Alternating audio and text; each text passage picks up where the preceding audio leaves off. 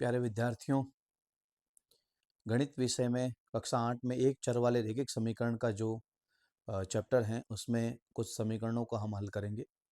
ये बहुत महत्वपूर्ण समीकरण है और समीकरण क्या है इसकी ब्रीफ जानकारी भी मैं आपको दूंगा। तो देखिए आगे किस प्रकार से हम समीकरण को जो है हल करने वाले हैं। एक चर वाले रैखिक समीकरण हमारे चैप्टर का नाम है। यहाँ आपको ये समझना होगा कि समीकरण होते क्या हैं। समीकरण एक चर का मतलब हुआ कि उसमें जो वेरिएबल राशि होगी, जैसे एक्स वाई जिसको आप कहते हैं, जेड कह लीजिए, कोई अल्फाबेट, जो भी वेरिएबल राशि होगी, चर राशि, वो एक ही होगी। यानी जिसका मान बदलता रहेगा वो राशि एक होगी। उसका मान हम ज्ञात करेंगे, वो अज्ञात में वो राशि रहती है। समीकरण का अर्थ ये हुआ कि पद हमारे दोनों तरफ है और बीच में जहाँ बराबर का यानी तुलना की गई होगी, दो पदों की आपस में तुलना की गई होगी और बीच में बराबर का निशान होगा। जैसे आप देखेंगे, ऐसे हम कह सकते हैं, जैसे x x x plus two x plus two x plus two बराबर 3, x plus two equal to 3, जैसे ये दे रखा है। ये भी एक चर वाला क्या है, रैखिक समीकरण है। यहाँ पर हमें x की, अगर इसको हल करना है, x की वैल्यू निकालनी है, तो हम क्या करेंगे, इस प्लस वाले 2 को इधर ट्रांसफर करेंगे तो किस में चला जाएगा, माइनस में चला जाएगा। प्लस वाले 2 को, तो x बराबर, ये बीच में बराबर लगा दीजिए, 3 का 3, प्लस वाले 2 को हमने इधर ट्रांसफर किया तो प्लस का निशान बदल दीजिए, माइनस, और 2 का 2, x बराबर 3 में से 2 गया, कितना बचा, 1 बच गया। ये इसका हल है, यानी इसका मान 1 हो गया। अब इसको सिद्ध करके देखते हैं। जैसे यहाँ एक इसकी वैल्यू आई 1, एक यहाँ रखे देखिए आप, तो 1 प्लस 2 कितने हो गए, 3, इधर भी कितना है, 3, तो तुलना करने पर बराबर आ रहा है। इसका मतलब हमारा उत्तर सही है और ये क्या है, इक्वेशन है, समीकरण है। जैसे एक प्रश्न और देखिए, y minus 2 is equal to 7, y minus 2 बराबर 7, इसको हल कीजिए। तो क्या करना है, इसको हल करना है तो y का मान निकालना है। तो हम y का y और बराबर लगा करके 7 का 7 और माइनस के 2 को इधर ट्रांसफर कीजिए तो प्लस का 2, निशान बदल दीजिए आप, तो माइनस का हो गया प्लस, 7 और 2 को जोड़िए, कितने हुए, 9। किसकी वैल्यू आई है, y की वैल्यू, ये हमारा आंसर हो गया, ये इसका हल हो गया। आप चाहो तो यहाँ पर y की जगह 9 रख के देखिए, 9 में से 2 गया, कितना बच गया, 7। अब हमारे प्रश्न कैसे पूछे जाते हैं, तो प्रश्न इसमें जो है वो एक चर वाले इस प्रकार सिंपल फॉर्म में पूछे जाते हैं। थोड़े से एडवांस क्वेश्चन आते हैं तो वो किस तरह से आते हैं, जैसे मान लीजिए 2x प्लस 3 बराबर 2x प्लस 3 बराबर 7, ठीक है, 7, इस तरह से कोई समीकरण है। यहाँ पर भी हमें किसकी वैल्यू निकालनी है, x की वैल्यू निकालनी है हल करने के लिए। तो हम क्या करेंगे, 2x को सबसे पहले लिखेंगे, बराबर का निशान लगाएंगे, 7 का 7 और प्लस के 3 को इधर भेजा तो माइनस का 3, 7 में से 3 गया, पीछे बचा 4, इधर है होगा 2x, x बराबर 4 का 4। अब देखिए 2 और x के बीच में किसका निशान है, गुणा का, दोनों आपस में मल्टीप्लाई हो रहे हैं, तो यहाँ पर गुणा का निशान, गुणा वाले को हम इधर भेजेंगे तो किस में आ जाएगा, नीचे भाग में आ जाएगा। अब x बराबर, अब 4 में 2 का भाग दिया, कितनी बार गया, 2 बार, धनी 2 का पाड़ा बोलेंगे तो कितनी बार बोलेंगे, 4 आता है, 2 दूनी 4, 2 आ गया। ये इस तरह का एक प्रश्न, ये एक प्रश्न हमारा, ये एक प्रश्न, ये इस तरह से प्रश्न हमें पूछे जाते हैं। अगर भिन्न रूप में पूछा जाए तो वो प्रश्न ऐसा हो सकता है, x upon 2 is equal to 1 upon 3, ठीक है। ये भिन्न रूप का मान लो प्रश्न है, हल कीजिए। तो क्या करना है, इसको क्रॉस मल्टीप्लाई करना है, वज्र गुणा करना है। तो 3 को x से गुणा करोगे तो आएगा 3x बराबर, 2 को 1 से गुणा करोगे 2 एकम 2। अब x बराबर 2 का तो 2 आ गया, और ये मैंने कहा गुणा में 3 है, कुछ निशान नहीं, बीच में गुणा है, 3 को इधर भेजा तो नीचे भाग में चला गया। ये आसान सी चीज़ है, आपको इसको जो है ध्यान से बार बार आप प्रैक्टिस करोगे तो हल हो जाएगा। अब इस तरह के प्रश्न तो हमने बहुत सारे देख लिए, ठीक है।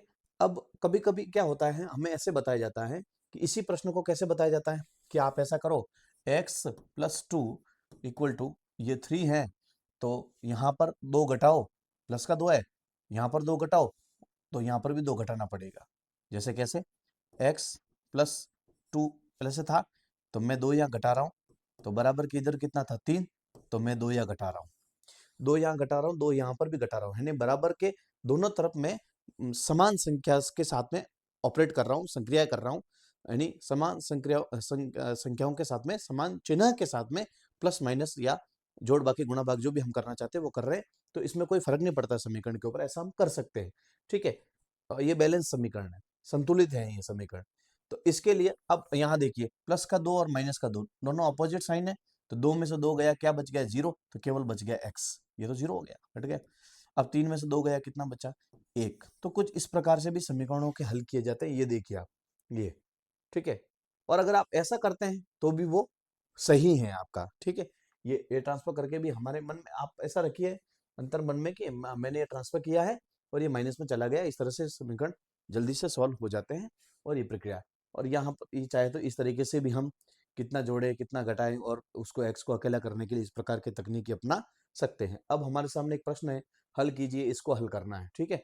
तो 15/4 माइनस 7x बराबर 9, तो हमें क्या करना है, इस माइनस के 7x को पहले अकेला करना है, तो हो जाएगा माइनस का 7x बराबर 9 का तो 9 है ही है, और 15/4 यहाँ से मैंने गायब किया, इसके आगे प्लस का निशान, उधर चला गया तो माइनस का निशान, माइनस के 15/4।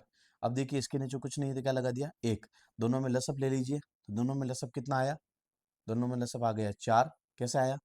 देखिए 1 और 4 का लसअप लेना था, तो किसका भाग जाएगा? 2 का। अब 1 और 4 का ले रहे हैं तो एक संख्या एक ही है ना, तो लसअप हमेशा ये वाली संख्या आएगी, ठीक है।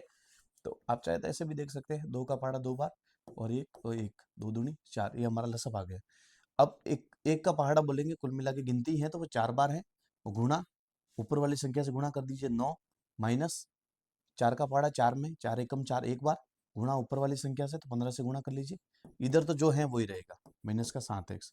अब आगे देखिए, माइनस का 7x बराबर, अब आप 9 चौक 36, ये 4 नम 36, कुछ भी कह लीजिए, 36 आ गया, 15 एकम 15, ये 15 आ गया, 15 1 जा 15 अपॉन 4 इक्वल टू, ये 36 में से 15 घटा दीजिए, 6 में से 5 गया 1, 3 में से 1 गया तो 2, और नीचे 4 का भाग, इधर माइनस 7x। अब हमें x को अकेला करना है, तो माइनस के 7 को उधर भेज दीजिए, x बराबर 21/4 गुणा माइनस का 7। अब 7 के पहाड़े से काटिए, 7 के पहाड़े से 21 को काटा कितनी बार? 3 बार, 7 तिया 21, माइनस का माइनस, ऊपर 3 नीचे 4, ये इसका आंसर आ गया, x बराबर -3/4। इस तरह से हल हो गया। चलिए आगे देखते हैं। अगला क्वेश्चन है 14y - 8 = 13, 14y - 8 बराबर 13। अब हमें क्या करना है, इस y को अकेला करना है, y की वैल्यू निकालनी है, ठीक है। एक तरीका तो मैंने ये बताया कि हम जो जो यहाँ जैसे 8 घटाया हुआ है तो हम जोड़ करके ऐसे हल कर सकते हैं, कैसे कि 14y - 8 तो +8 कर दीजिए, और 13 है, इधर भी +8 कर दीजिए, इधर +8 इधर भी +8, 8 में से 8 गया 0, तो ये 14y बच गया, बराबर 13 और 8 कितने हुए? 21, तो y बराबर, ये 21 तो है ही है, और 14 इसके साथ मल्टीप्लाई हो रहा है, इधर आके डिवाइड। अब ऐसा कोई नंबर है जो जिसका भाग दोनों में जा रहा हो, तो हाँ बिल्कुल, कौन सा नंबर है? 7 का भाग जा रहा है, 7 तिया 21, 7 का भाग जा रहा है 7 दूनी 14, और ये हमारा आंसर आ गया। दूसरा तरीका क्या बताया था, डायरेक्ट जैसे है, आप ऐसे भी कर सकते हैं, ये तो हमारा फर्स्ट मेथड है। आप चाहो तो दूसरे मेथड से इसको करने के लिए हम सबसे पहले 8 को इधर भेज देते, तो 14y बचा। अब 8 को 13 जो है 13, और माइनस का 8 इधर गया तो प्लस का 8। अब 14y का 14y बराबर 8, और ये 13 और 8 कितने हुए? 21, y बराबर 21/14, ये बटा के 14 कहाँ से आया? ये गुणा का था, गुणा वाला इधर आया तो किस में आया? भाग में, ठीक है। अब आगे आगे देखिए, वही 7 के पहाड़े से, 7 का पहाड़ा बोलिए 14 में कितना? 7 दूनी 14, 7 का पहाड़ा 21 में 7 तिया 21, ये हमारा आंसर हो गया। ये भी आंसर सही, ये भी सही है, प्रोसेस ये भी सही है, प्रोसेस ये भी सही है। आगे देखिए 17, यहाँ देखो चर राशि क्या है, कौन सी है? पी चर राशि, ठीक है। तो पी चर राशि में हमें पी की वैल्यू निकालनी है, तो पी को अकेला करना कुल मिला के लेफ्ट साइड में, तो यहाँ पर देखिए 6p 6p बराबर 9 का 9 है ही। अब 17 कहाँ गया? 17 इधर माइनस में आ गया, ठीक है। अब ध्यान रखना, अब 6p बराबर, अब 9 में से 17 घटाओ, या 17 में से 9 घटाओ, ठीक है। अलग अलग निशान, संख्या घटाई जाएगी, 17 में से 9 गया, कितना आया बताओ? 8। बड़ी संख्या कौन सी? 17, आगे निशान क्या? माइनस, यहाँ पर भी माइनस। p बराबर, ये माइनस का 8 बटा ये कितना है? 6। और p बराबर माइनस का 8, अब 2 का पाड़े से ये भी कट रहा है 4 बार और 2 के पाड़े से ये भी कट रहा है 3 बार, माइनस का माइनस, ये p की वैल्यू आ गई। साथियों ये थे कुछ समीकरण के सवाल जो हमें जिस पर हमें रिवीजन करना है। काफ़ी इंपॉर्टेंट सवाल है। एक प्रश्न अच्छा सा इसमें से बनता है, बड़ा प्रश्न, जिसको हमें हल करना है। अब आप देखिए कुछ और भी प्रश्न हम ले सकते हैं, जैसे कि सिंपल प्रश्न ले हुए तो आप बताइए y माइनस 6 बराबर 12, इसका आंसर क्या होगा? एक प्रश्न ये ले लेते हैं और एक प्रश्न और लेते हैं हम 3x प्लस 7 बराबर 3x प्लस 7 बराबर 28। ठीक है, एक प्रश्न ये ले लेते हैं। इधर देखिए y जो है, y का y बराबर, ये बराबर का बराबर 12 का 12, बोलो 6 किधर गया? 6 को उधर भेज दो, माइनस वाला 6 उधर गया किस में जाएगा बोलो? प्लस में। क्या लिखूं? 6 और y का y, 12 में 6 जोड़िए जल्दी से, कितना हुए? 18। ठीक है, 12 6 18, तो इस तरह से हो जाएगा। अब आगे देखिए 3x plus 7 is equal to 28, तो यहाँ पर 3x इक्वल टू 28 28, और ये 7 उधर गया किस में जाएगा बोलो? माइनस में। बचे कितना? 21, इधर कितना? 3x, अब x बराबर 21 तो है ही है, 3 किधर गया? इधर किस में आएगा? भाग में। अब भाग दे दीजिए, 3 का भाग 21 में कितनी बार? 7 बार। x बराबर कितना आ गया बोलो? कितना आया? 7। इस तरह से हमने जो है समीकरण का हल किया है। नेक्स्ट वीडियो में हम अगले चैप्टर का चतुर्भुजों को समझना, आंकड़ों का प्रबंधन, कई ऐसे चैप्टर हैं जिनके हम उसमें अच्छे प्रश्नों को हम हल करने वाले। हमारे चैनल को आप सब्सक्राइब कर लीजिए, इस वीडियो को लाइक कर लीजिए, अपने दोस्तों के साथ, अपने मिलने वालों के साथ इसको शेयर कीजिएगा। बहुत बहुत धन्यवाद।